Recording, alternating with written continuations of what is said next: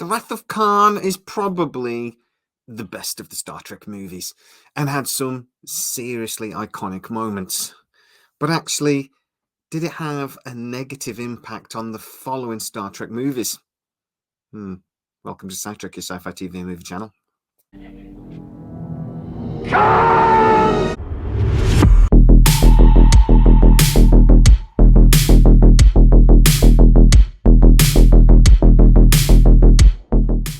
Ronald De Moore recently did an interview for Screen Rant. There's a link in the description to the full story. And in that, he actually talked about the Wrath of Khan and how he felt there may have been a slightly negative impact on the following movies. He says, I got bored of hearing from executives, who's the Khan in this movie? Khan! Where's the Khan character? How do we get a character that, is a bit like Khan?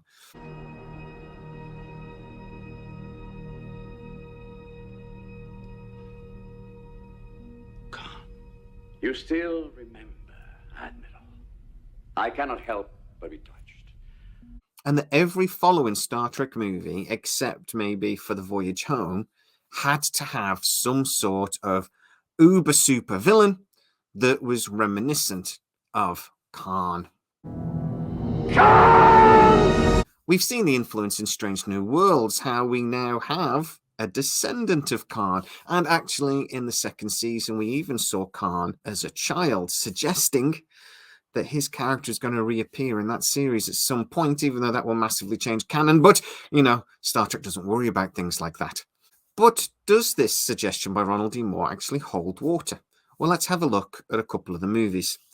Obviously, we had Krug, played by Christopher Lloyd, in Star Trek 3. We had Cybok in Star Trek 5. We had General Chang, played by Christopher Plummer brilliantly, in Star Trek 6, The Undiscovered Country.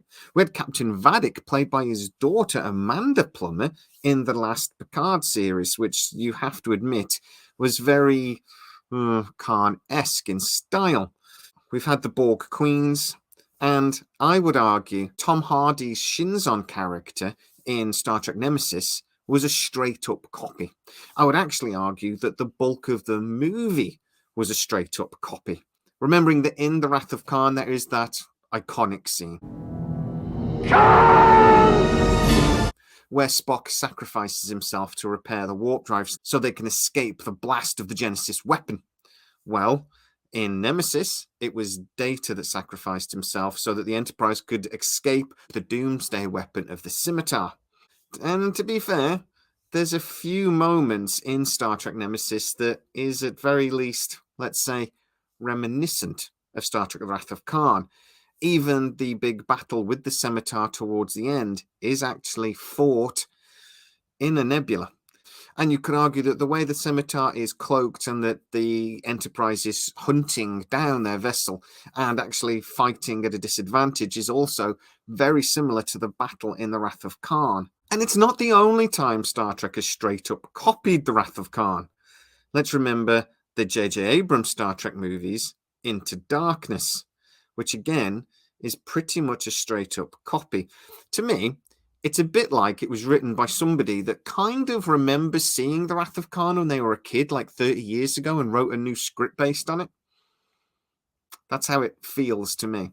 And they've sort of got some of the details wrong. So in that movie, Kirk sacrifices himself to repair the warp drive instead of Spock. And then Spock has to then save Kirk because Khan, played by Benedict Cumberbatch, a smokescreen to conceal my true identity. My name is Khan. I keep saying that actually you have to be quite an impressive director in a bad way to make Benedict Cumberbatch look like a bad actor. But anyway, he had magic blood in that movie, that even though Kirk was dead, and had been dead for quite a while, the magic blood saved him. So, there's that. Which is actually very reminiscent of then basically how they saved Spock in The Search for Spock, basically using magic. So does Ronald D. Moore, who actually worked on several big Star Trek projects, got a point? Did a few of the Star Trek movies kind of become limited in scope by the success of Wrath of Khan? because executives were always then looking to replicate that success. Well, Ronald De Moore says that executives kept putting pressure on to get this Khan-like character, and that really limited their storytelling ability. When the writer is telling you that, then really there's a problem. If you're always trying to emulate another project, it really does limit where you can go with a storyline. I would look at things like the last of the Star Trek J.J. Abrams movies and point to Idris Elba's character and say that that was very limited in scope. And when you've got an actor like Idris, a very, very fine actor, and to have a story that I'm not 100% certain made a lot of sense in lots of ways, it does limit where the writer can go if they're being told constantly to look at Star Trek The Wrath of Khan. On the flip side of this, every story needs a good protagonist, don't they? You need a villain. Well, not always. I would actually argue that Star Trek The Voyage Home, even though the story makes no logical sense, is probably one of my favourite movies. I really think The Wrath of Khan, The Undiscovered Country, and The Voyage Home are my favourite of the original crew. Probably my favourite of any of the Star Trek movies. Only First Contact would really get into the conversation. And there was no major villain in that, even though obviously you have the spaceship, but there was no face on that villain. And it was still a brilliant, creative story. If the writers hadn't constantly had pressure on them to actually create a villain in each movie and to have a face on that villain, I mean, you could argue actually that First Contact, that they basically created the Queen because of this pressure, that they needed to have a central figure within the Borg collective, even though having a Queen really kind of goes against what the Borg were shown as up till that point. Having a Queen allowed them to have that central focal figure for the villain role. Again, did that come from pressure from executives? Because, as I say, it didn't really make sense. The Wrath of Khan had such an iconic impact. So many moments within it that even non-Star Trek fans know like the back of their hands. That can you blame executives for wanting to replicate that success in some ways? When you create a product that actually has such an impact on culture, can you blame them? Well, I would argue yes, because you should always try to move forwards. You shouldn't be trying to rely on the successes of the past. You should try to create something new. Okay, have little nods to it, like the last episode of season 4 of Lower Decks. They actually did an homage. They did a massive nod to the Wrath of Khan, and it wasn't subtle. The whole point of the series in lots of ways is that it's a love letter to what has come before. So, in that case, it was brilliant. It was a little bit of a parody, if you like, and it was done beautifully. But when you actually then create new movies that are basically just trying to replicate what's come before, then really your franchise is becoming stagnant. You're just trying to focus on what's come before instead of looking to the future and trying to create something new.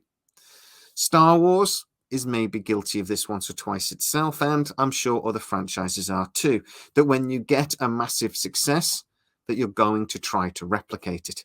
And I just have to say, in my opinion, it's lazy, it's boring, and Star Trek have done it one too many times for me. But guys, what do you think? Was the Khan's success actually, in the long run, a negative thing for Star Trek? Were they trying to replicate? Has it become a little bit stagnant and a little bit boring because of it? Get into the comments and tell me what you think. If you are new to the channel, please like, subscribe, hit that bell notification. It really helps us out and you'll never miss any of our new videos. Also, you can go to patreon.com/SciTrek where you get to see most of our videos first. And there's even a free trial. And you get a free gift after 3 months. Can't say fairer than that. Also, go to scitrek.co.uk, which is our dedicated website where we do articles based on most of our videos. And we try to add a little bit more detail for you to digest. Go and check it out. As always, please stay safe. And I'll see you next time.